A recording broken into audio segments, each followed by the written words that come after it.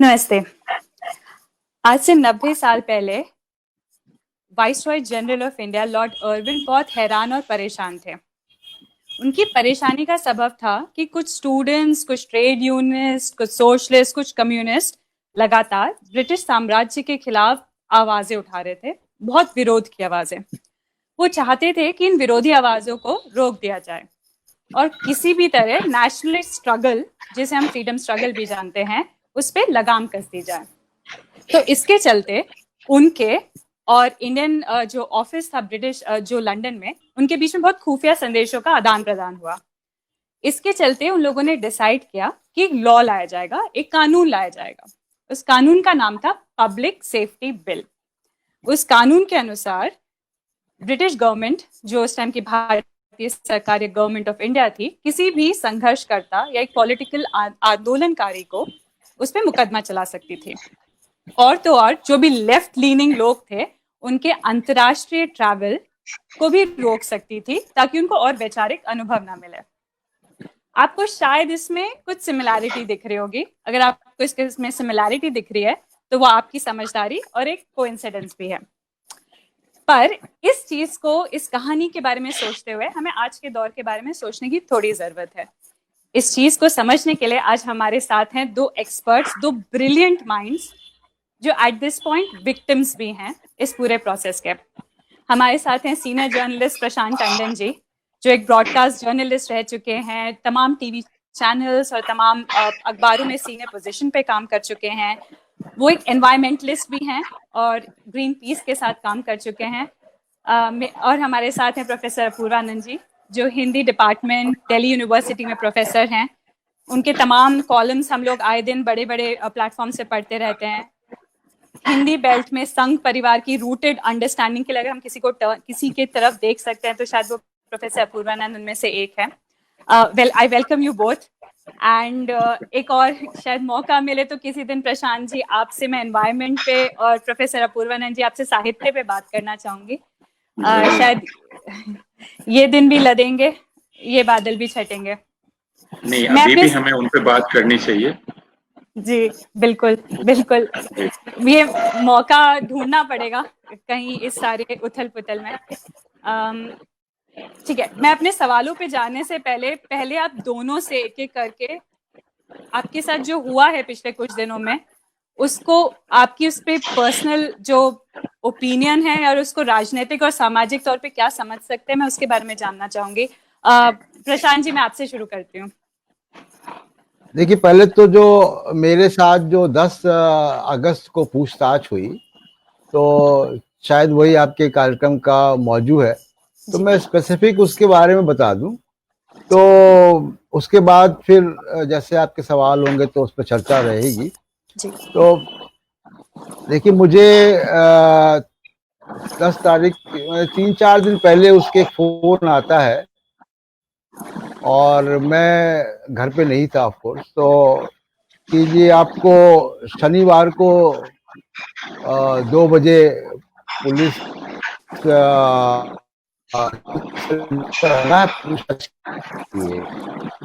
तो मैंने कहा भाई, मैं शनिवार को मेरे कुछ कमिटमेंट्स हैं, कुछ हो सकता है? तो उन्होंने कहा हाँ। और फिर वो सोमवार को दिन तय हुआ, सोमवार को मैं गया वहां पे।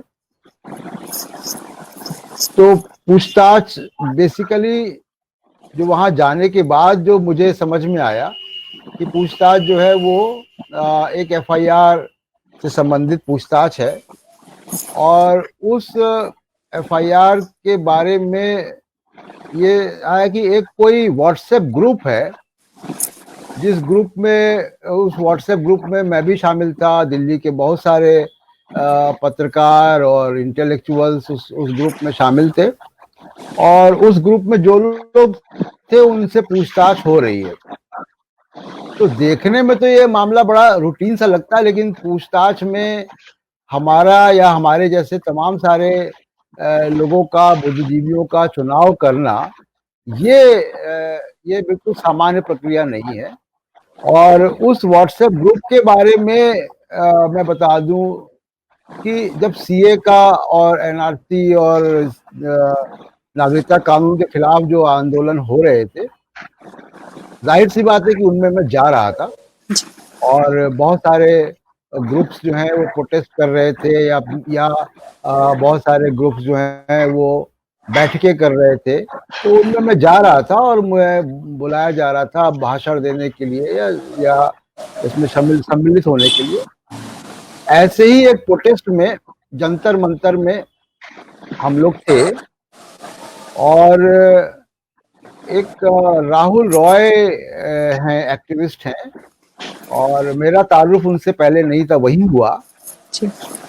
और उन्होंने एक बड़ा वाजिब सा वो रखा, समस्या उन्होंने ये रखी कि कोई मंडी हाउस में प्रोटेस्ट कर रहा है, कोई जंतर मंतर में प्रोटेस्ट कर रहा है, कोई गांधी पीस फाउंडेशन में कार्यक्रम कर रहा है, और बोलने वाले कम है, और सबको एक साथ आना चाहिए ताकि वो प्रोग्राम सिंक्रनाइज्ड हो। क्योंकि क्या हो रहा था कि एक दिन में 3-4 प्रोग्राम हो जा रहे थे, फिर 4-5 दिन का गैप हो रहा था। तो ये नॉर्मल सी किसी भी कैंपेन की एक डिमांड है कि भाई सिंक्रनाइज्ड हो। तो उसके लिए उन्होंने एक बैठक बुलाई सोशल इंस्टीट्यूट में, और वो बड़ी जेन्युइन सी एक बात थी कि एक कैलेंडर बने, और उस कैलेंडर में हम लोग जो भी प्रोटेस्ट कर रहे हैं, चाहे वो स्टूडेंट्स हैं, चाहे वो दूसरे ग्रुप्स हैं या एक्टिविस्ट हैं, वो उससे सिंक्रनाइज करें, आपस में कोऑर्डिनेट करें। मैं उस बैठक में गया। उस बैठक में जैसा बैठकों में होता है कि एक कागज घूमता है, उसमें सब लोग अपना नाम लिखते हैं, नंबर लिखते हैं, उसके बाद एक व्हाट्सएप ग्रुप बन गया। अब बहुत सारे ऐसे कई सारे ग्रुप्स में मैं हूँ, अभी भी हूँ ऐसे व्हाट्सएप ग्रुप्स में, भले ही उसको देखें ना देखें, लेकिन ग्रुप्स में हैं। तो अब उस ग्रुप में कोई कम्युनिकेशन हुआ जो कि उनके मुताबिक एक प्रॉब्लमेटिक कम्युनिकेशन है, तो उसी के इर्द गिर्द उनकी पूछताछ। तो मैंने वो कम्युनिकेशन पहली बार तभी देखे जब उन्होंने मुझे मेरे फोन पे दिखाए। आमतौर पर ग्रुप्स में 2-2 हजार 3-3 हजार मैसेजेस होते हैं, आप पढ़ते नहीं है। तो खैर वो उन्होंने मुझे दिखाए।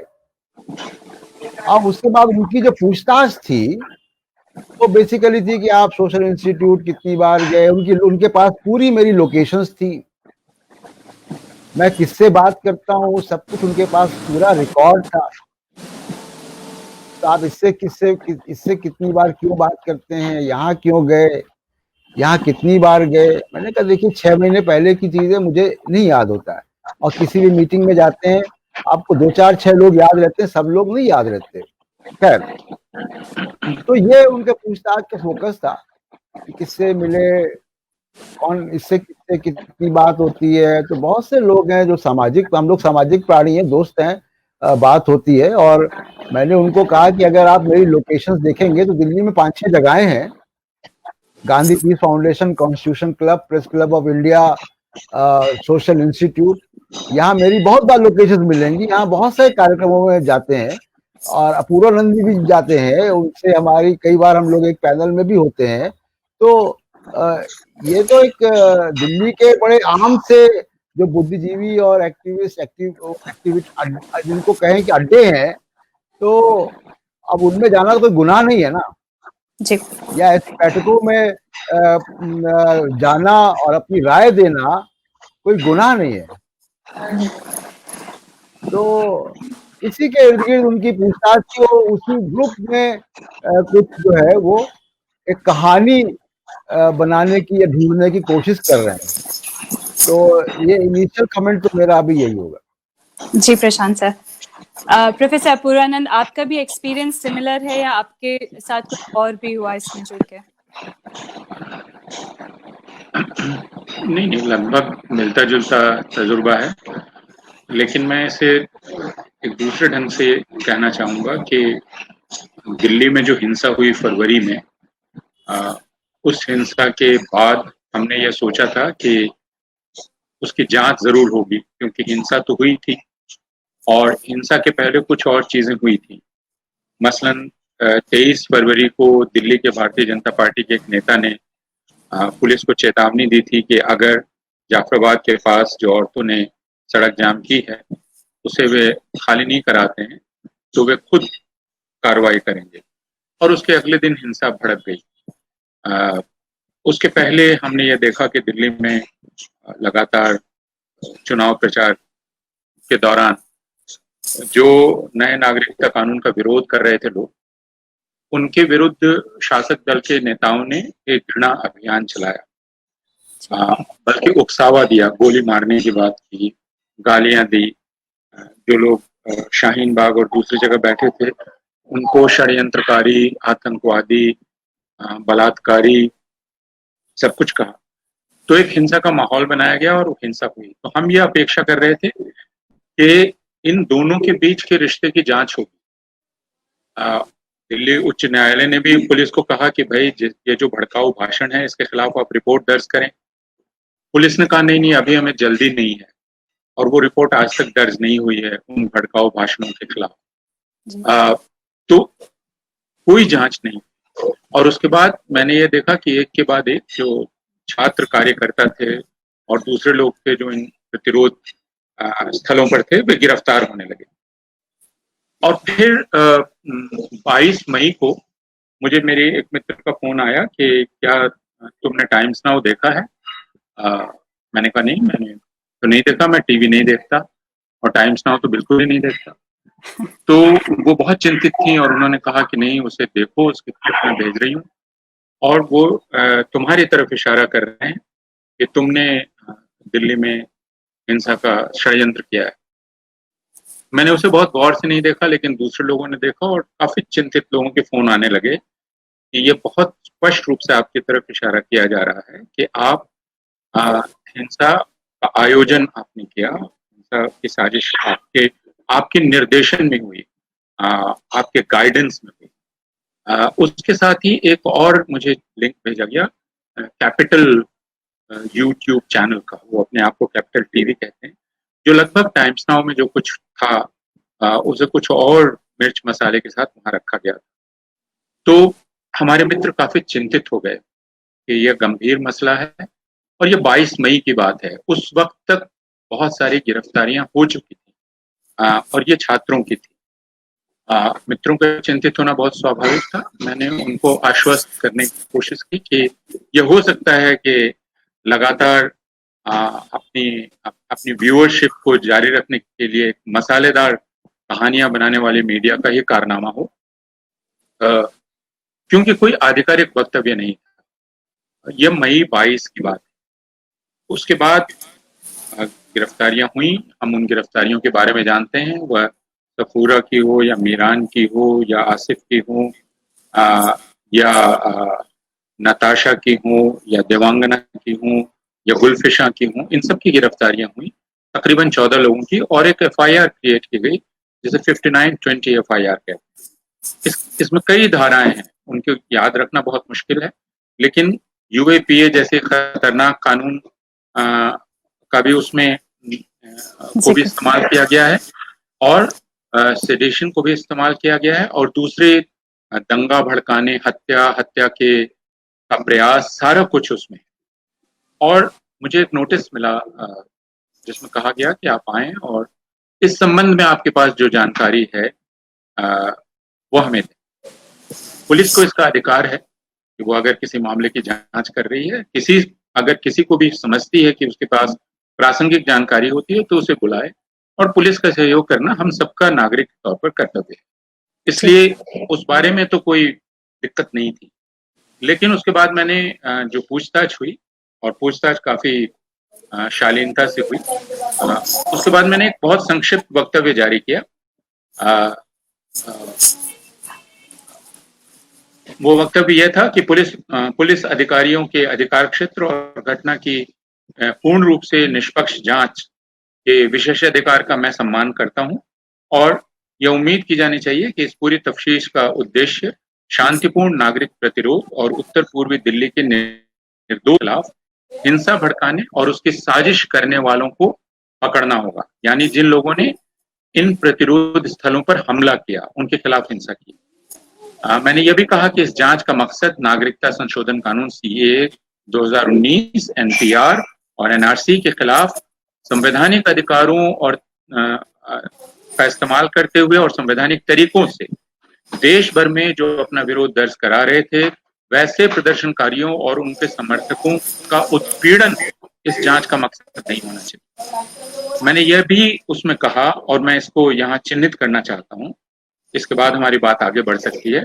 जो मैंने नोट किया पूछताछ में, यह बहुत परेशान करने वाली बात है कि एक ऐसा सिद्धांत रचा जा रहा है जिसमें इन विरोध प्रदर्शनकारियों को ही हिंसा का स्रोत बताया जा रहा है। मैं पुलिस से अनुरोध करना चाहता हूं और उम्मीद करता हूं कि उनकी जांच पूरी तरह निष्पक्ष और न्याय संगत होगी, ताकि सच सामने आ सके। इस वक्तव्य से बहुत स्पष्ट है कि मेरी समझ में यह आ रहा है कि पुलिस जो षड्यंत्र का एक सिद्धांत प्रस्तुत कर रही है, जिसके बारे में वो कह रही है कि वो जांच कर रही है उसकी, उसमें उसका कहना यह है कि हिंसा का स्रोत दरअसल ये विरोध प्रदर्शन थे जो दिसंबर से चल रहे थे। इन्हीं में साजिश रची जा रही थी और इन्हीं लोगों ने षड्यंत्र करके सड़क जाम कर दी। उसके चलते दूसरे लोग हिंसक हो गए, उनके हिंसक होने की जिम्मेवारी इन लोगों पर है। ये पूरा एक सिद्धांत है।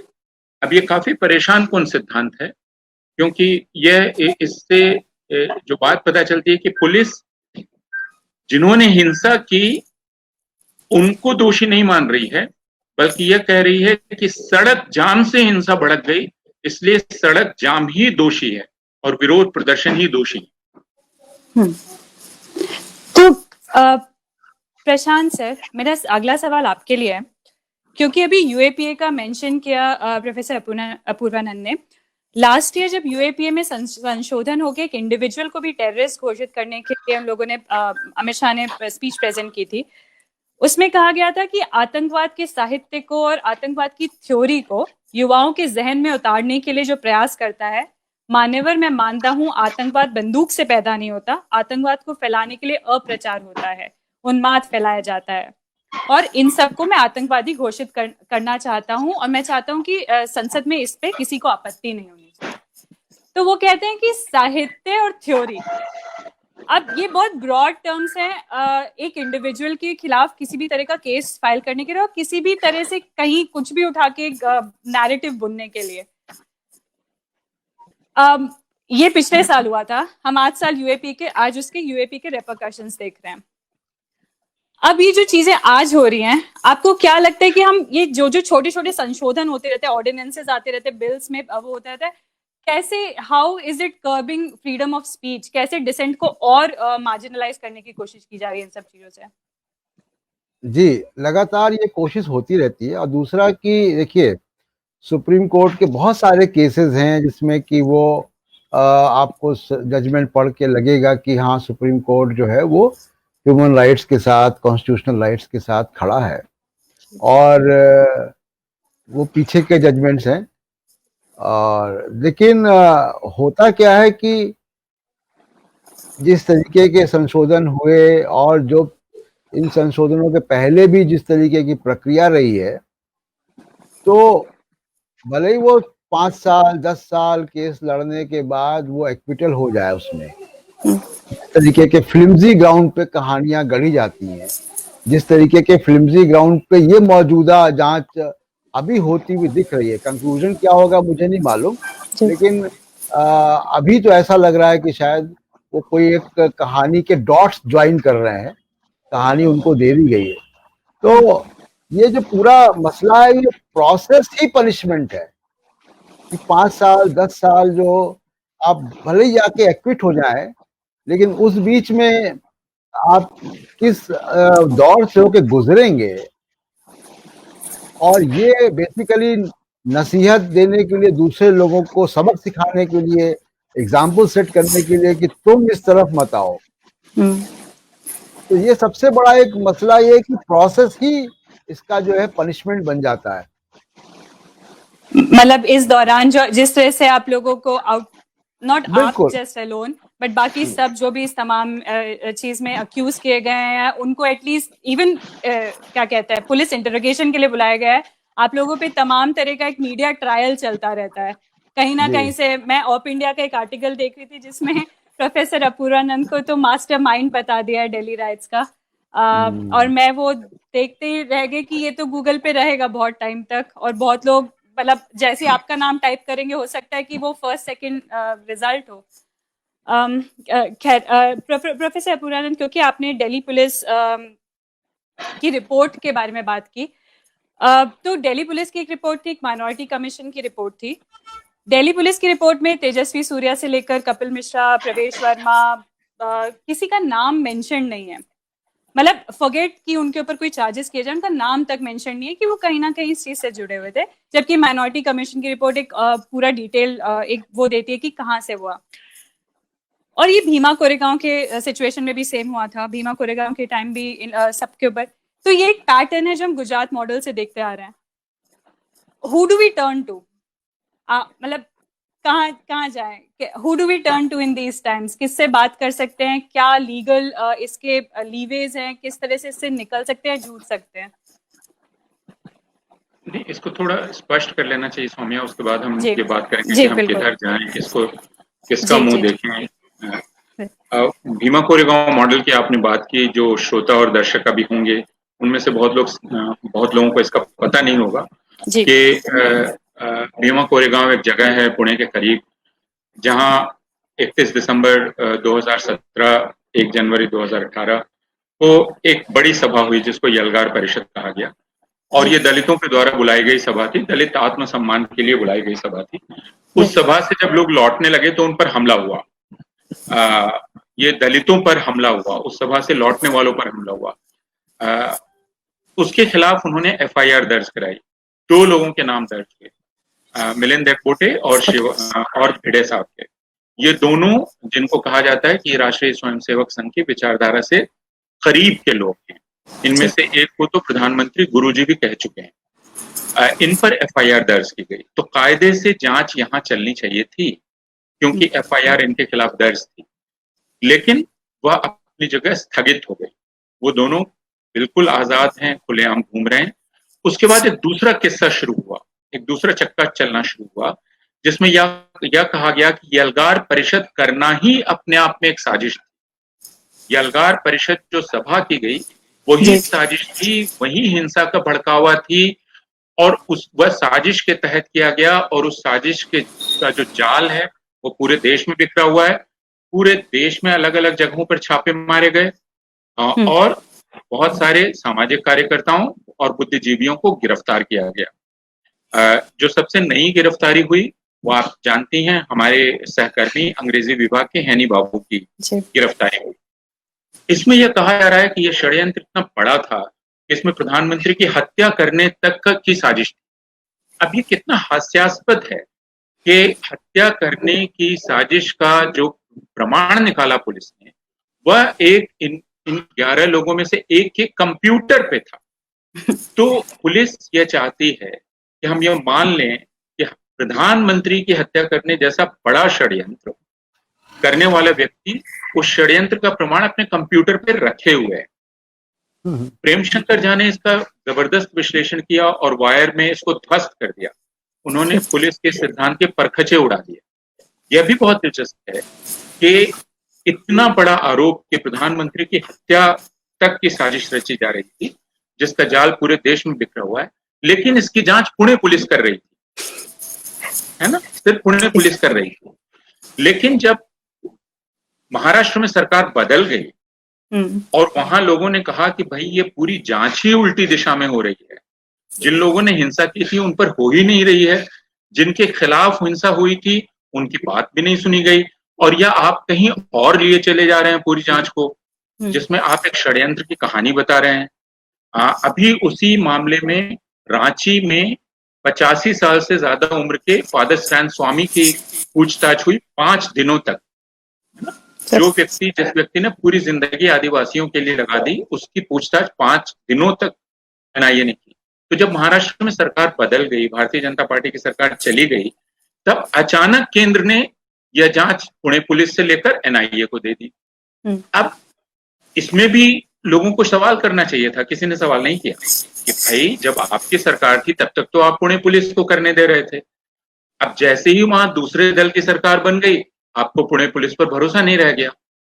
तो इसका अर्थ क्या है ना? इसीलिए हम ये कह रहे हैं कि भीमा कोरेगांव दरअसल एक टेम्पलेट है, उस टेम्पलेट को समझना चाहिए। टेम्पलेट ये है कि जिस पर हिंसा हुई उसी के खिलाफ जांच शुरू की जाएगी। उसी को कहा जाएगा कि तुम ही दरअसल हिंसा भड़काने वाले थे, तुम्हारे समर्थक हिंसा भड़काने वाले थे। दिल्ली में मैंने थोड़े आपके पहले प्रश्न के उत्तर में कहा, और आपने उन लोगों का नाम लिया, आपने कपिल मिश्रा का नाम लिया। जो नाम है वो प्रधानमंत्री से शुरू होते हैं। प्रधानमंत्री ने दिल्ली में विधानसभा चुनाव प्रचार के दौरान कहा कि शाहीन बाग एक संयोग नहीं प्रयोग है, और ये उन्होंने बड़े रहस्यमय ढंग से कहा, जिसमें प्रयोग को उनके श्रोताओं ने षड्यंत्र सुना, जिसको हम कोड कहते हैं, डिकोडिंग करना कहते हैं। तो उनके जो श्रोता थे उसको डिकोड करके उन्होंने साजिश की। जब आप कहते हैं यह संयोग नहीं प्रयोग है, तो प्रयोग कोई सकारात्मक ढंग से नहीं कहा जा रहा है, यह खतरनाक प्रयोग है, एक षड्यंत्र है। उसके बाद गृह मंत्री ने कहा कि ईवीएम का बटन इतने जोरों से दबाओ कि करंट शाहीन बाग तक पहुंचे और औरतें वहां से उठने को मजबूर हो जाएं। अब ये काफी हिंसक रूपक था। हम सब जानते हैं कि ईवीएम से करंट नहीं निकलता है, वो कहीं पहुंचता नहीं है। इसको भी डिकोड किया लोगों ने। यह एक हिंसा का सीधा उकसावा था। उसके बाद एक दूसरे केंद्रीय मंत्री ने खुलेआम कहा, अपने श्रोताओं को नारा लगाने को कहा कि गद्दारों को गोली मारो। उसके बाद भारतीय जनता पार्टी के दिल्ली के एक सांसद ने भाषण दिया, जिसमें उन्होंने कहा कि ये जो शाहीन बाग है, यहाँ बलात्कारी छिपे हुए हैं, यहाँ षड्यंत्रकारी छिपे हुए हैं, यहाँ आतंकवादी छिपे हुए हैं, ये बहुत खतरनाक लोग हैं, इनसे सावधान रहना चाहिए। इसके बाद 22 तारीख को जब भीम आर्मी का आह्वान हुआ, और हम जानते हैं, आप पता नहीं आपने देखा या नहीं, लेकिन दिल्ली में 20 से ज्यादा जगहों पर सड़क के किनारे एक हिस्से में औरतें अपना धरना 2 महीने से कड़कड़ाती ठंड में भी चला रही। किसी भी प्रकार की न तो हिंसक भाषण दिया जा रहा था, न हिंसक नारे लगाए जा रहे थे, वहां गाने हो रहे थे, संविधान की बात हो रही थी, ज्योतिबा फुले की बात हो रही थी, भीमराव अंबेडकर की, गांधी की, बाकी लोगों की बात हो रही थी। तो संविधान की प्रस्तावना की चर्चा हो रही थी। तो यह जो भाषण हुए, उसके बाद औरतें एक तरह और शाहीन बाग की औरतें क्या कह रही थी? वे कह रही थी कि हम चाहते हैं प्रधानमंत्री और गृह मंत्री हमारी बात सुने जी। तो उन्होंने कभी यह नहीं कहा कि हम इस सरकार को मानते ही नहीं। उन्होंने यह भी नहीं कहा कि इस सरकार को उखाड़ के फेंक दो। उन्होंने तो बार बार कहा कि हम जो चाहते हैं वो ये कि प्रधानमंत्री और गृह मंत्री हमारी गुहार सुने, यही कहा उन्होंने। लेकिन उसके बदले उनको क्या मिला? प्रधानमंत्री, गृह मंत्री, उनके मंत्रियों और उनके नेताओं ने इन औरतों और इनके विरोध प्रदर्शनों के विरुद्ध घृणा प्रचार किया, इनको देश के दुश्मन घोषित कर दिया और बहुसंख्यकों के मन में इनके खिलाफ जहर भर दिया। फिर 22 फरवरी आई। 22 फरवरी को भीम आर्मी का आह्वान हुआ, भारत बंद का, और इन विरोध प्रदर्शनों में से कुछ जगहों से औरतें निकली और उन्होंने सड़क जाम की। हम सब जानते हैं कि भारत में अनेक बार लोग अपनी मांग पर जोर देने के लिए सड़क जाम करते हैं। कई जगह तो अगर एक मौत ही हो गई तो भी हाईवे जाम हो जाता है, हाईवे जाम कर देते हैं गांव के लोग। वो सिर्फ इसलिए कि उन्हें लगता है कि इससे दबाव पड़ेगा प्रशासन पर और वो उनकी बात सुनेगा। कई बार होता है कि सड़क जाम खाली कराने के लिए पुलिस बल प्रयोग करती है। पुलिस को इसका अधिकार है बल प्रयोग करने का, कानूनन उसको अधिकार है। तो जिन कुछ जगहों पर सड़क जाम औरतों ने की थी, वे औरतें एक तरह से एक बदहवासी में थी कि उनकी बात सुनी नहीं जा रही है। वे 2 महीने से धरने पर हैं, वे लगातार अनुरोध कर रही हैं कि उनकी बात सुनी जाए। वे सड़क पर आ गई। इस पूरी स्थिति से निपटा जा सकता था। पुलिस और प्रशासन को प्रोटोकॉल मालूम है कैसे निपटना चाहिए। इसकी जगह पुलिस ने क्या किया? पुलिस ने 23 तारीख को भारतीय जनता पार्टी के नेता को वहां एक भीड़ इकट्ठा करने दिया, एक भड़काऊ भाषण देने दिया अपनी उपस्थिति में, जिस भड़काऊ भाषण में उन्होंने खुली हिंसा की बात कही। ये 23 फरवरी को होता है और 24 फरवरी को हिंसा भड़क जाती। तो एक सीधा रिश्ता है। इसकी जांच होनी चाहिए कि प्रधानमंत्री, गृह मंत्री, केंद्रीय वित्त मंत्री, केंद्रीय वित्त राज्य मंत्री भारतीय जनता पार्टी के सांसद और उसके बाद कपिल मिश्रा, इनके भाषण और हिंसा, यह जांच नहीं हो रही है, जांच उल्टी दिशा में हो रही है जी।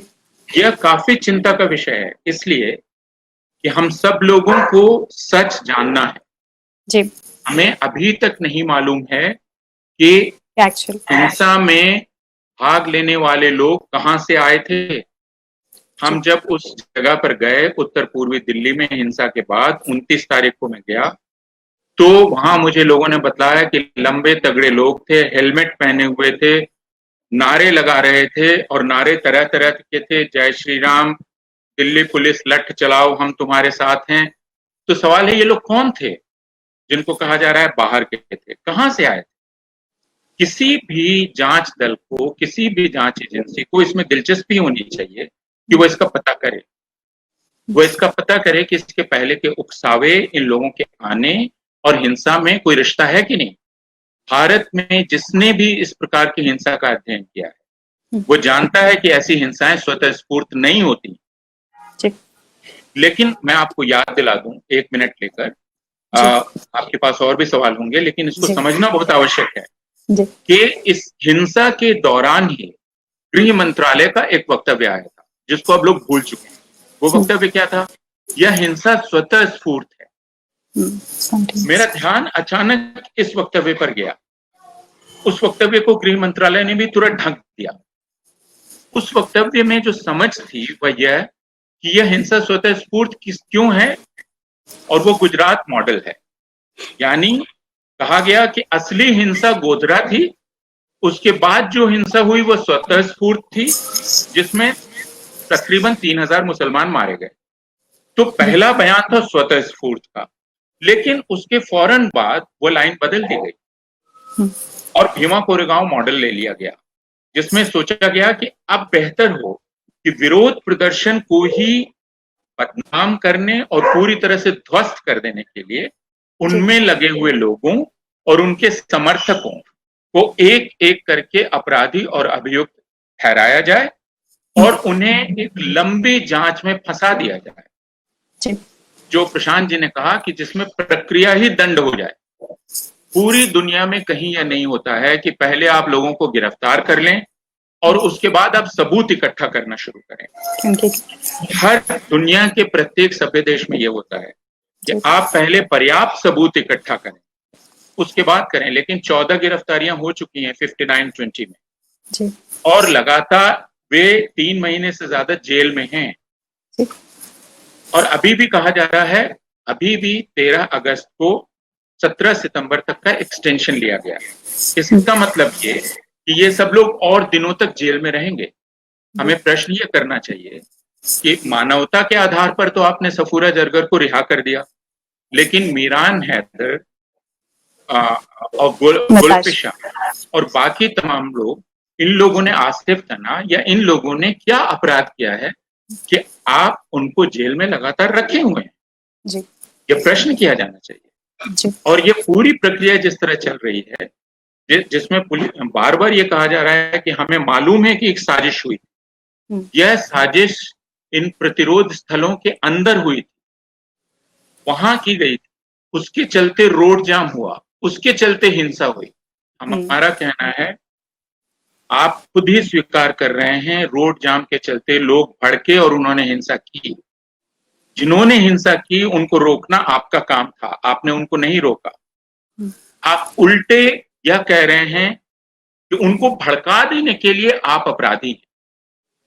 ये बहुत विचित्र है। अगर हम जेंडर का एक मेटाफर ले लें तो घर में औरतों को अक्सर ये कहा जाता है कि वो न्यूरोटिक होती हैं, और वो न्यूरोटिक होती हैं और वो पति को पागल कर देती हैं, इसके चलते बेचारा पति उन पर हमला कर देता है। तो औरत डबल क्राइम की एक्यूज्ड है। एक तो वो न्यूरोटिक है, उसी तरह मुसलमानों को कहा जा रहा है वो न्यूरोटिक हैं क्योंकि वो सीए के खिलाफ क्यों प्रोटेस्ट कर रहे थे, ये न्यूरोटिक प्रोटेस्ट है। और दूसरे कि उन्होंने इसके चलते they drove the majority mad and force them to resort to violence. ये एक अजीब सी थ्योरी है जो हमारे सामने इमर्ज कर रही है।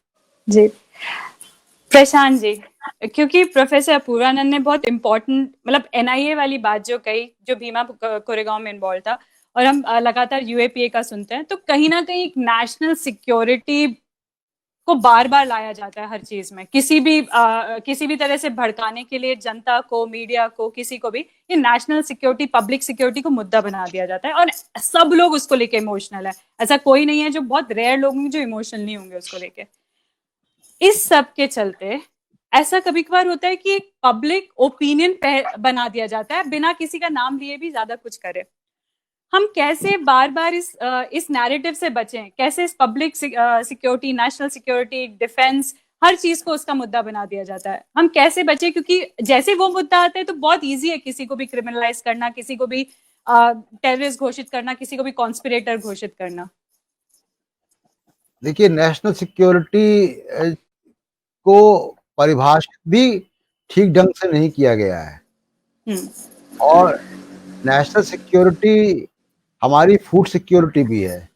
नेशनल सिक्योरिटी नागरिकों के इंडिविजुअल राइट्स की सिक्योरिटी भी नेशनल सिक्योरिटी है। तो नेशनल सिक्योरिटी की को परिभाषित बहुत ही नैरो परिभाषा में उसको बांध दिया गया है, और वो केवल और केवल सत्ता में बैठे हुए लोगों को एडवांटेज में रखने के लिए, या वो दमन का एक जरिया बनाने के लिए उसका इस्तेमाल वो होता है। दूसरी चीज, जो यूएपीए या इस तरीके के कानूनों में एक और जो गंभीर बात है, जो प्रॉब्लम क्रिएट करने वाली, जो हमारी अपनी जुरिस्प्रूडेंस है, वो क्या है कि स्टेट वर्सेस स्टेट मुकदमा लड़ती है किसी भी अपराध का, और स्टेट को प्रूफ करना होता है कि वो व्यक्ति जो अक्यूज्ड है, जो आरोपी है, वो उसने वाकई अपराध किया है। यहाँ पे उल्टा है, यहाँ पे अगर जिस पे आरोप लग जाए तो उसको सिद्ध करना है कि वो इनोसेंट है, वो निर्दोष है। ये एक बहुत गंभीर मसला है। दूसरा एक गंभीर मसला ये है कि देखिए, पिछली सरकारें भी ऐसा करती रही हैं, लेकिन एक बहुत ही पॉलिटिकल एजेंडा के साथ ये किया जा रहा है। दूसरा चिंता की बात यह है कि जो डेमोक्रेटिक इंस्टीट्यूशंस हैं, कि जहां पे आप अन्याय अगर पुलिस या प्रशासन या सरकारों की तरफ से हो रहा है, एग्जीक्यूटिव की तरफ से हो रहा है, तो दूसरे सेफ्टी वॉल्व सिस्टम के अंदर हमारे संविधान में बनाए गए हैं जी, वो सेफ्टी वॉल नहीं काम कर रहे हैं। वो इंस्टीट्यूशंस खोखले हो चुके हैं, और उनमें मीडिया भी एक बड़ा इंस्टीट्यूशन है जिसकी बहुत बुरी हालत है, जो एक तरफा है। मुझे लगभग 30 साल हो गए मीडिया, मैंने आज तक ऐसा मीडिया नहीं देखा जो सरकार की ही बात करे। ये अदालतों का यही हाल है। तो जो अदालतें, आपको एक मैं केस बता दूं कि बलवंत सिंह का केस है, सुप्रीम कोर्ट में 1995 में आया था। बलवंत सिंह ने इंदिरा गांधी की हत्या के बाद चंडीगढ़ में सेक्रेटरिएट मार्केट प्लेस में, पब्लिक प्लेस में खड़े होकर ये कहा, खालिस्तान जिंदाबाद, राज करेगा खालसा। उसको सुप्रीम कोर्ट ने कहा कि ये सेडिशन नहीं है, जब तक कि वो उसके लिए आर्म रिबेलियन की तैयारी ना कर रहे हो। अब हो क्या रहा है कि चाहे वो भीमा कोरेगांव केस हो या दिल्ली की राइट्स का केस हो, वो क्या मुकाम पे पहुंचता है पता नहीं, लेकिन अभी तक जिनको बुलाया गया है और जिनको नहीं बुलाया गया पूछताछ के लिए, उससे एक डायरेक्शन तो दिख रहा है, और वो डायरेक्शन बहुत साफ दिख रहा है कि उनको कोई एक कंक्लूजन दे दिया गया है, एक कहानी दे दी गई है, उस कहानी पे उनको बीच का हिस्सा लिखना है, और वो इधर उधर से चीजों को ढूंढ रहे हैं। क्या पता कुछ और भी जांच कर रहे हो, लेकिन अभी तक तो कुछ सामने आया नहीं है, पब्लिक डोमेन में नहीं आया है। चार्जशीट आती है, उसमें क्या होता है क्या नहीं होता हम लोग देखेंगे। तो 50 से ज्यादा लोग मारे गए, कितने लोगों के मकान, दुकान, व्यापार नष्ट हो गया, कितने लोग बेघर हो गए, और उसके तुरंत बाद कोरोना की आपदा देश में आ गई, तो जो रिलीफ वर्क होना था वो रिलीफ वर्क भी नहीं हो पाया। जो लोग ट्रोमा में हैं उनके साथ उनकी काउंसलिंग नहीं हो पाई। पता नहीं कितने लोग होंगे जो अपने घर छोड़ के भाग गए होंगे, वो घर पे पहुंच नहीं पाए, या पहुंचे तो किस हालत में पहुंचे हैं कुछ पता ही नहीं किसी को। क्योंकि वहां से खबरें बहुत कम आ रही, क्योंकि पूरा मीडिया का और सबका एक फोकस जो है वो, और लॉकडाउन की वजह से चीजें दब गई, वो सुशांत सिंह की आत्महत्या पे सारा फोकस चला गया अभी फोकस मीडिया चला का। गया। तो ये बहुत गंभीर चीज देखिए कि इंस्टीट्यूशंस का खोखला हो जाना जी और मीडिया का साथ देना, मतलब ऐसे झूठी अफवाहबाजी, जैसे अब अपूर्वानंद जी बता रहे थे कि उनके बारे में इस तरीके की बातें चलाई गई। जी मैंने वो प्रोग्राम नहीं देखे, लेकिन मैंने भी सुना कि इस तरीके की चीजें चलाई गई। जी तो ये झूठी अफवाहें, फरेब और उसके साथ इंस्टीट्यूशंस का नाकाम हो जाना, ये बहुत चिंताजनक बातें हैं देश के लिए। इसी क्योंकि इंस्टीट्यूशंस की बात हो रही, मैं आप दोनों से एक छोटा सवाल पूछना चाहती हूँ। आप लोग वेल रेड हैं, आप लोग लगातार खबरों से भी जुड़े रहते हैं, आप लोग अपने रेगुलर पॉलिटिक्स में या डे टू डे पॉलिटिक्स में इंटरवेंशंस भी कर रहे हैं अपनी आवाज उठा के, तो कहीं ना कहीं आपको शायद थोड़ा अंदाजा है कि आपकी लीगल राइट्स क्या हैं। बट मैं जानना चाहती हूँ कि ये सबको नहीं पता होगा कि ये जो आईपीसी की धारा उन पे लगा दी जाती है, या घर उनके आके सडनली उनको समन कर दिया जाता है, उनका फोन ले लिया जाता है, या उनको इस तरह से हैरेस किया जाता है, तो क्या everybody who is anti government और has an anti establishment view, क्या हम सबको अब आईपीसी की धाराएं याद करने का हमारा टाइम आ गया है? क्या हमको रट लेने चाहिए कि क्या है? प्रोफेसर पूर्वानंद, आपको क्या लगता है कैसे इससे डील करेगा कोई भी इंसान जिसको कोई इसके बारे में इतनी अवेयरनेस ना हो ढंग से? देखिए, आप जो कह रही हैं उसका मतलब ये होगा कि हर किसी को हम एक एक चीज बताएं कि उसका क्या अधिकार है। बहुत मामूली सी बात है। लोगों के अधिकार लोगों को जितने मालूम होने चाहिए, उससे ज्यादा संस्थाओं को मालूम होने चाहिए, और संस्थाओं को उनकी इज्जत करनी चाहिए और उनकी हिफाजत करनी चाहिए। मसलन मैं एक निरक्षर व्यक्ति हूं, मैं कुछ नहीं पढ़ सकता, मैं संविधान नहीं पढ़ सकता, मैं कानून नहीं पढ़ सकता, मेरे पास टेलीविजन भी नहीं है। इसका मतलब ये नहीं कि मेरे अधिकार नहीं है। बिल्कुल। जो राज्य की संस्थाएं बनाई गई हैं, वो कार्यपालिका हो, न्यायपालिका हो, पुलिस, उसके अलावा मीडिया हो, ये सारी संस्थाएं इसलिए हैं कि वे एक बात को सर्वोपरि रखेंगी, वो ये कि इस राष्ट्र राज्य की जो सबसे बुनियादी इकाई है वो व्यक्ति है। एक, व्यक्ति संप्रभु है, वो सॉवरेन है। दो, व्यक्ति के अधिकार उसी के भीतर हैं, वो किसी की कृपा नहीं है।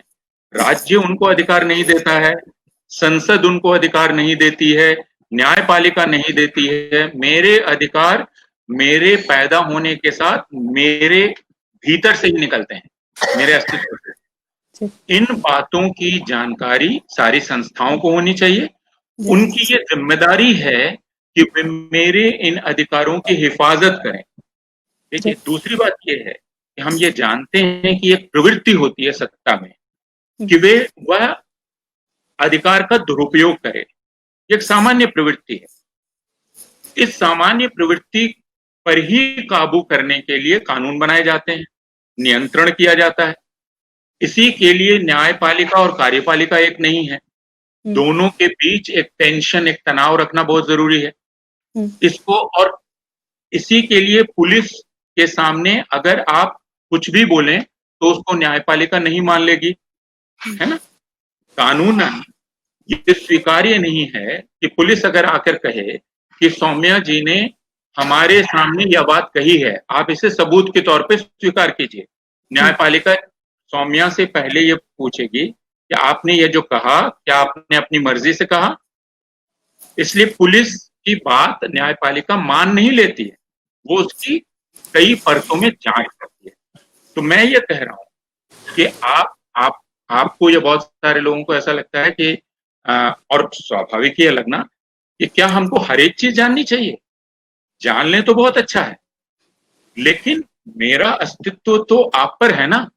जैसे मैं चल रहा हूं तो मैं जीवित घर पहुंच जाऊंगा, ये सिर्फ मुझ पर नहीं है, मेरे अगल बगल चलने वाली गाड़ियों पर है, दूसरे लोगों पर है। अगर वो ये तय कर लें कि मुझे जीवित नहीं पहुंचना है तो मैं कभी नहीं पहुंच सकूंगा। उसी प्रकार यदि मीडिया ये तय कर ले, और देखिए इसके उदाहरण हैं, हिटलर के समय मीडिया ने तय कर लिया था कि यहूदियों का क्या करेंगे वो। रवांडा रवांडा के बारे में तो हम जानते ही हैं, रवांडा में मीडिया ने तय कर लिया था कि वो क्या करेंगे। तो जब मीडिया व्यक्तियों के विरुद्ध हो जाए, जब कार्यपालिका व्यक्तियों के विरुद्ध हो जाए, जब वो तय कर ले, तो फिर व्यक्ति खुद को सुरक्षित नहीं रख सकता। तब सिर्फ एक ही चारा है कि व्यक्तियों का समूह इकट्ठा हो, जैसे अभी हम मिन्स्क में देख रहे हैं, बेलारूस क्या देख रहे हैं, चुनाव परिणाम घोषित हुए लेकिन लाखों लोग सड़क पर, इस कोरोना वायरस के बावजूद सड़क पर। अमेरिका में हमने क्या देखा, एक जॉर्ज फ्लॉयड को एक पुलिस वाले ने मारा, लाखों अमेरिकी काले और गोरे सड़क पर उतर आए। भारत में रोज इस तरह के कितने जॉर्ज फ्लॉयड, कितने दलित, कितने मुसलमान हमारी आंख के आगे रोज मारे जा रहे हैं। और हम ये सोचते हैं कि हम कोरोना वायरस से अपनी जान बचा लें, अपने घर में आ जाएं, हम बाहर ना निकलें, हम सामूहिक प्रतिरोध ना करें।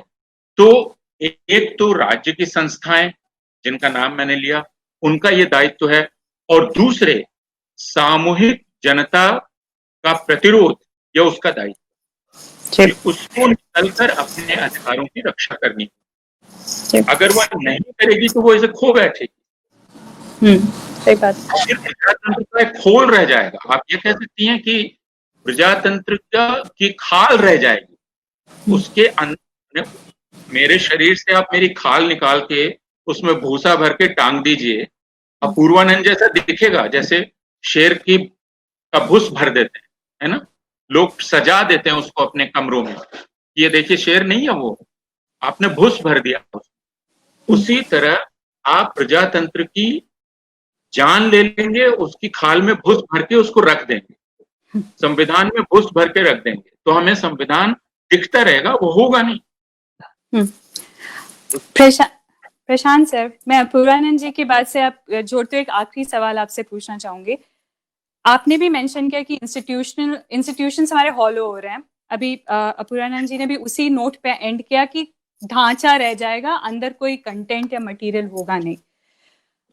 इस सबको ध्यान में रखते एक और बात है कि जब दिल्ली पुलिस के स्पेशल कमिश्नर है प्रवीर रंजन जी, उनने एक बात कही थी कि जब आप इन अरेस्ट को करने जाएं दिल्ली राइट से रिलेटेड, तो प्लीज ध्यान रखें कि मेजॉरिटी कम्युनिटी के सेंटिमेंट्स हर्ट ना हो। एक तो इसमें उन्होंने ये बोल दिया कि मेजॉरिटी कम्युनिटी के सेंटिमेंट्स इतने वीक हैं कि वो ऐसे हर्ट हो जाएंगे, और दूसरा माइनॉरिटी कम्युनिटी का सेंटिमेंट्स को एकदम गायब कर दिया। ये सारी चीजों के कोऑप्शन देख के, इस खोखलेपन को देख के, क्या यही रास्ता है जो अपूर्वानंद जी ने कहा कि किसी ना किसी तरह हमको एज अ ग्रुप सॉलिडारिटी में आना पड़ेगा ग्राउंड पे, और किसी तरह इंस्टीट्यूशंस को प्रेशराइज करना पड़ेगा कि वो अपने दायित्व को पूरा निभाएं? जी देखिए, भारत का संविधान हम सभी नागरिकों को जो संविधान को पढ़ सके या जो ना पढ़ सके, जो जिसको कानून की जानकारी हो ना हो जी, वो कहीं किसी रिमोट एरिया में रहता हो, जंगलों में रहता हो, भारत का संविधान हर एक के ऊपर लागू होता है। जी। भारत के संविधान में से अगर आप मूल अधिकार उससे बाहर निकाल दें तो एक बहुत सामान्य कानून की किताब है वो। फिर वो एक संवैधानिक लोकतंत्र और एक नागरिक अधिकारों के साथ नेशन स्टेट की किताब वो नहीं है। और उसको लागू करने की जिम्मेदारी, देखिए एक बड़ी जिम्मेदारी तो संविधान ने, और जब देश आजाद हुआ और संविधान बना और इदारे बने और इदारों के ऊपर वो जिम्मेदारी दी गई, लेकिन अगर वो इंस्टीट्यूशंस, अगर वो इदारे इसको संविधान की जो प्रॉमिस है, संविधान का जो वादा है, जो आप पहली लाइन में कहते हैं कि हम भारत के लोग, अगर वो संविधान के तहत जो इंस्टीट्यूशंस बने हैं वो अगर हम भारत के लोगों के खिलाफ ही हो जाए तो ये जिम्मेदारी हम भारत के लोगों पर ही है कि उसको बचाएं। जी। और उसको बचाने के लिए जो भी डेमोक्रेटिक तरीके हैं, जो भी नॉन वायलेंट डेमोक्रेटिक तरीके हैं, उससे हम आंदोलन करें और उसको बचाएं। क्योंकि अगर वो नहीं बचा पाए, अगर हमने अपने मूल अधिकार नहीं बचाए, तो जो जो इतनी कुर्बानियां हुई हैं संविधान को लाने में, इस संविधान को बनाने में, वो सारी की सारी कुर्बानी, मेहनत, जो इतने संघर्ष हुए, वो सारा का सारा जो है वो मिट्टी मिल जाएगा। तो आखिरी सवाल अपूर्वानंद जी आपके लिए, जैसे प्रशांत सर ने कहा, ये बिल्कुल सही बात है कि जब तक हम लोग अपने रिस्पॉन्सिबिलिटीज को लेके और एक ब्रॉडर जो हमारा ग्रुप है, सोशल ग्रुप, इन चीजों को लेके आवाज नहीं उठाएगा, सिर्फ अपने लिए नहीं पर बाकी लोग जो हमारे लिए आवाज उठा रहे हैं उनके लिए, तब तक शायद हो सकता है कि संविधान just remains a book on the shelf, it doesn't mean anything. क्योंकि आपने लगातार इन सब चीजों को पढ़ा है और देखा है, मेरा क्वेश्चन है कि जो जिन स्टूडेंट्स को आप पढ़ाते हैं, जो कोट अनकोट आने वाली पीढ़ी है, हाँ, वो कैसे अपने आप को इतना एम्बोल्डन करे कि वो आवाज उठा पाए, क्योंकि कहीं ना कहीं पैरानॉइड तो होते ही होंगे, बिकॉज आप लोग के ऊपर जो हो रहा है, बाकी सबके ऊपर जो हो रहा है, सब कहीं ना कहीं तो डर ही रहे होंगे। तो कैसे वी एम्बोल्डन देम और हम खुद इस चीज को फील करें कि नहीं, हमें अभी तक आवाज उठाती रहनी है डिस्पाइट इतना इंटिमिडेशन। नहीं, देखिए, डरना बहुत स्वाभाविक है। मैं मानता हूँ इसको लेके शर्मिंदा नहीं होना चाहिए, एम्बैरस नहीं होना चाहिए। हम सब लोगों को भय लगता है, लेकिन उस भय से लड़ना पड़ता है। क्योंकि मैं व्यक्ति कैसे हो सकता हूँ, व्यक्ति होने के लिए मेरे अंदर सोचने की ताकत होनी चाहिए और उस सोचने के अधिकार का मुझे इस्तेमाल करना चाहिए, वरना मैं व्यक्ति होने की गरिमा खो देता हूँ। दूसरे, सोचने का मतलब ये भी है कि उस सोच को मैं व्यक्त कर सकूं, और मैं अगर अपनी सोच को व्यक्त कर सकूं तो मुझे ये निश्चित करना पड़ेगा कि दूसरा व्यक्ति भी अपनी सोच को व्यक्त कर सके। शर्त सिर्फ एक है कि उसमें आपके मन में किसी दूसरे व्यक्ति को छोटा करने का, उसके खिलाफ हिंसा करने का, उससे समाप्त करने का, उस पर कब्जा करने का दुर्भाव आपके मन में ना। तो मेरा बोलना आपके बोलने पर निर्भर है। मुझे यह निश्चित करना पड़ेगा कि आप खुलकर बोल सकें, आपको निश्चित करना पड़ेगा कि मैं खुलकर बोल सकूं।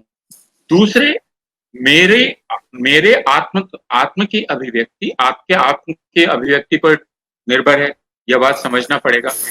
तीसरे, यह समझना पड़ेगा कि पूरी दुनिया में जो सभ्य देश हैं, सभ्य समाज है, सभ्य होने की शर्त क्या? सभ्य होने की शर्त जिसकी तरफ भारत ने बढ़ना शुरू किया, सभ्य होने की शर्त यह है कि आपके यहाँ जो सबसे कमजोर अपने को महसूस करे, अलग थलग महसूस करे, उसको इत्मीनान का एहसास दिलाओ। आपके कमरे में मान लीजिए 25 लोग हैं, उसमें 2 लोग ऐसे हैं जो आपकी भाषा नहीं बोलते। आपका कर्तव्य है कि आप आगे बढ़कर उन्हें उस कमरे में इत्मीनान का एहसास दिलाएं, न कि उन पर दबाव डालें कि हम 23 लोग जो बोल रहे हैं, तुम उस भाषा में क्यों नहीं बोल रहे हो, और उनका गला पकड़ लें। तो सभ्य देश वही है जहां वहां के अल्पसंख्यक इत्मीनान का अनुभव करते हैं। अब देखिए, अमेरिका अभी कितना सर उठा के खड़ा है। क्यों सर उठा के खड़ा है? क्योंकि अमेरिका के बड़े राजनीतिक दल डेमोक्रेटिक पार्टी ने कमला हैरिस को अपना वाइस प्रेसिडेंशियल कैंडिडेट घोषित किया। कमला हैरिस 2 चीजें ला रही हैं अपने साथ, एक ब्लैक लेगेसी ला रही हैं, दूसरी तमिल लेगेसी ला रही है, इंडियन लेगेसी ला रही है। कल्पना कीजिए, भारतवर्ष में कुछ वर्ष पहले इस बात की संभावना पैदा हुई कि एक विदेशी मूल की महिला शायद प्रधानमंत्री हो सकती है, क्योंकि वो वाजिब तरीके से सांसद बनी है, वो इस देश के दल की बाकायदा नेता है, वो यहाँ की नागरिक है। लेकिन हमने क्या देखा? स्यापा मच गया, स्टॉक मार्केट नहीं, सिर्फ कुछ राजनीतिक नेताओं ने यह कहा हो कि वो सर मुड़ा लेंगी, वो नंगे फर्श पे सोने लगेंगी, वो पूरे जीवन चना खा के बिताएंगी। इतना ही नहीं, स्टॉक मार्केट गिर गया। प्रशांत जी को याद होगा जी, उसको ब्लडी फ्राइडे या ब्लैक फ्राइडे कहा गया, क्योंकि स्टॉक मार्केट गिर गया।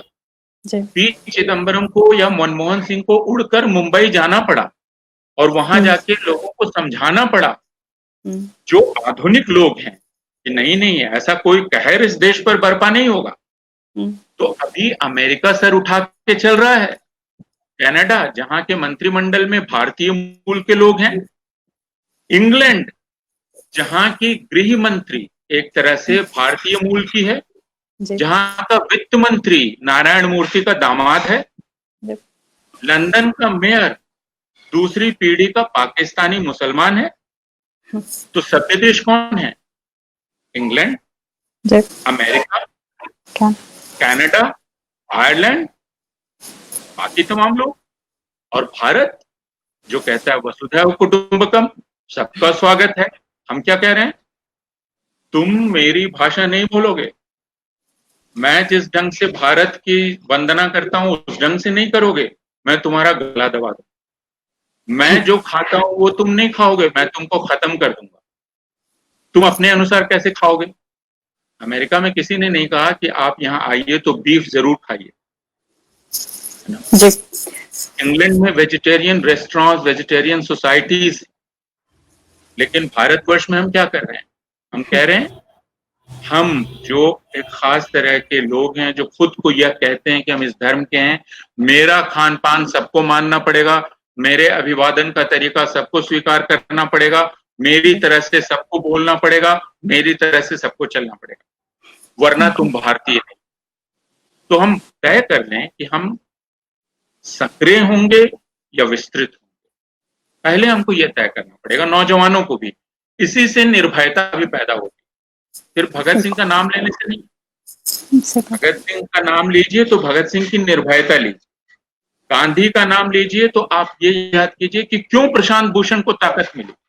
प्रशांत भूषण को खड़े होने की ताकत गांधी के शब्दों से मिली, जिसमें गांधी ने कहा मैं अपने शब्द वापस नहीं लेता, मैं आपकी बात मानने से इनकार करता हूं, और आप अगर सजा वाजिब समझते हैं दीजिए, मैं खुशी खुशी उसको कबूल करता हूं, मैं उसमें कोई हाय हाय नहीं करूंगा, मैं रोना पीटना नहीं करूंगा। तो इस बात को जब तक हम नहीं समझेंगे, हम खुद मुख्तार इंसान नहीं होंगे। थैंक यू सो मच आप दोनों की बातों के लिए। और मैं एक्चुअली आप दोनों की बातों से इस शो को एंड करना चाहूंगी।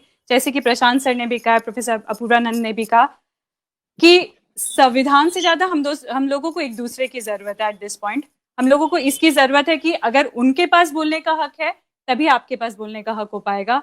और हमको ये ध्यान रखना पड़ेगा कि हमारी rights are related to other persons rights. The last man standing, जो अंतिम आदमी है, उस तक जब तक राइट्स नहीं पहुंचेंगी तो आपकी राइट्स का भी कोई मतलब नहीं है। हमको लगातार सवाल उठाने पड़ेंगे। अगर हम सवाल नहीं उठाएंगे तो बहुत सारी चीजें जो बैक एंड में होती रहती है वो आके हमारे सामने खड़ी हो जाएंगी। जैसे कि यूएपीए जाके हमारे सामने खड़ा हो गया।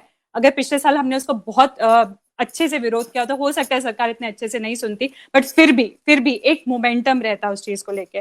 तो इंस्टीट्यूशंस जो खोखले हो रहे हैं उनकी अकाउंटेबिलिटी तय करने के लिए हम सबको लगातार, जो लोग उनके लिए आवाज उठा रहे हैं, उनके साथ खड़ा होना पड़ेगा। आप लीडर नहीं बनना चाहते, एटलीस्ट आप साथ खड़े हो सकते हैं। प्लीज साथ खड़े होइए। नहीं साथ खड़े होइए तो आप भीड़ बनकर रह जाएंगे।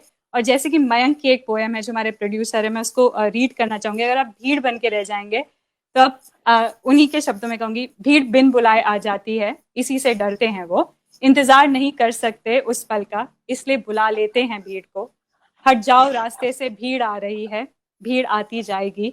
भीड़ को तुम नहीं रोक सकते, भीड़ रौंद देगी तुम्हें। भीड़ तुम्हें रोकेगी नहीं, भीड़ रौंद देगी तुम्हें।